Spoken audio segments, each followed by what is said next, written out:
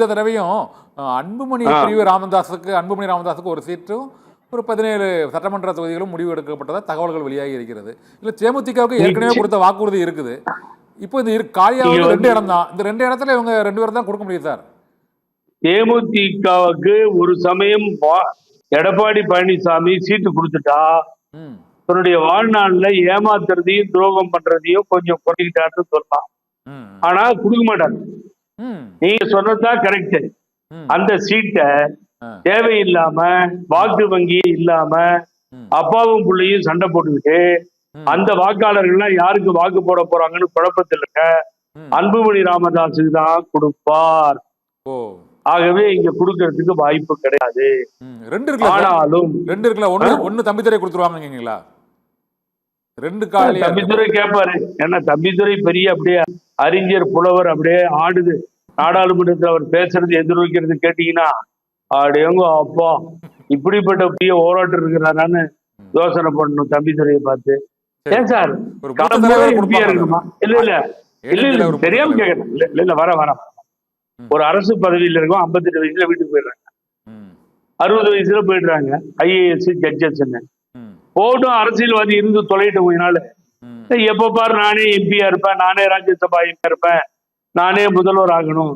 ஏன் சார் இந்த கனவு இவங்களுக்குலாம்? ஏன் இளைஞர்களுக்கு மற்றவங்களுக்கு வழி விட்டு சல்யூட் அடிச்சுட்டு போக வேண்டியது தானே? ஆகவே தம்பிதுரைக்கு என்ன இப்ப வேண்டி கிடக்குது? வேற கட்சிக்கார ADMK ஐயா கடுமையா உழைத்தவர்கள் அண்ணா திராவிட முன்னேற்ற கழகத்திற்கு, அனைத்து இந்திய அண்ணா திராவிட முன்னேற்ற கழகத்துடைய சொந்தங்கள் இல்லையா?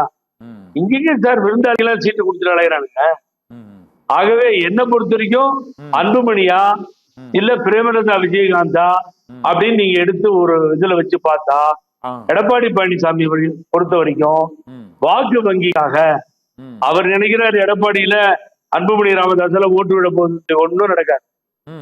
ஓட்டு விடாது, ஒண்ணும் விடாது. ஒரு காலத்துல ஜெயிச்சாங்க, 65,000 ஓட்டு தனியா நின்று வாங்கினாங்க. இந்த கதையெல்லாம் நடந்தது. இப்ப எடப்பாடியில பாமகவுல பயன் இல்லை, அதை அனுபவிக்கதான் போறாரு.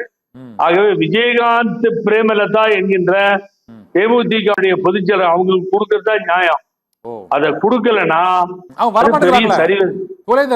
கூட்டணிக்கு வந்தா கொடுக்க முடியும். அவங்க இன்னும் கூட்டணிக்கு வர்றதை பத்தி சொல்ல மாட்டேங்கிறாங்களே. ஐயா நீங்க சார் முதல்ல குத்துருங்க. நான் கண்ணன் பக்கத்துல வந்தா குத்துறதுக்கு கத்திய ரெடியா வச்சிருக்கீங்க துரோகம் பண்றதுக்கு.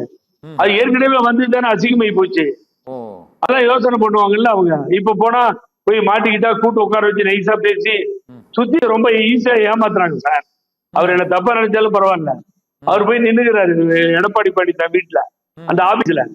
அதே அவங்களுக்கு வீக்னஸ். அது குடுக்கிறியா இல்லையா, சொல்லியாயோ இல்ல கூட்டணி இல்ல, நாங்க எங்க வழியை பார்த்துட்டு போறோம் அப்படின்னு கேப்டன் மாதிரி தில்லா பேசுறானோ இல்லையே, அந்த விரட்டா தானே சரியா இருக்கும். போய் அண்ணல் வீட்டு முன்னாடி சொன்னா ஈஸியா ஏமாத்து வரும் சார். தேமுதிகவுக்கு மரியாதை கொடுக்குறது இல்ல, சரி, ஒரு அன்புமணி ராமதாஸ் பாட்டாளி மக்கள் கட்சிக்கு மரியாதை கொடுக்குறாரு. கண்ணால பார்க்கணும். அவருடைய நிலைப்பாடு வரவே மாறாது.